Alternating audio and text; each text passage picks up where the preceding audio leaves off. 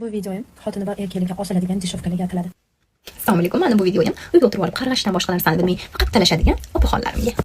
O'ziga klient yig'ish uchun kod ko'krak qo'yib olib, o'zidan takoy lady yasab olgan Pul topib, o'ziga qaragan qizlarni xatga chiqarib qo'ydinglar. Erkaklar bunaqa chaynamayapti, bilib olasizlarmi? jaga o'tirgan oddiy sodda ayol sizlar ayollar o'rnini ikki dunyoda egallolmaysizlar. Kim ekanmiz sotdi hozir o'tdi. Soddaman deb aldab qo'ydimi kimdir sizni? Shu siz soddalarni gapirayotgan gapinglarni eplab gapira olmaymiz-ku. Erkaklarni qadriga yetmasdan boshqa erkaklarga havas qilib, Oxirgi paytlar maza qilib borsizlar. Hech kim indamayapti sizlarga. Nima desizlar deb tashlabsizlar. Kelganini qaytarmayapsizlar-da.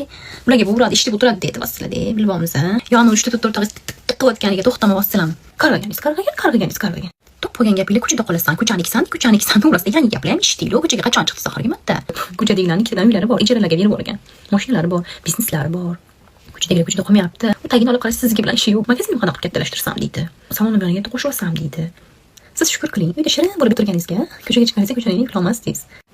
Mana bu gapingiz esimdan chiqib qoldi. Hojatxonada, mustur hojatxona, hojatini chiqarib kelib, men o'ylab qolmanda, uyda umuman kirmas ekan, hojatxonaga bo'lsam to'g'rimi? Kirmas ekan-da. Ishdan kulaverar ekan-da. Eshitayotgan, yerga ham yetayotgan, buni hojat chiqargan ekanman deb.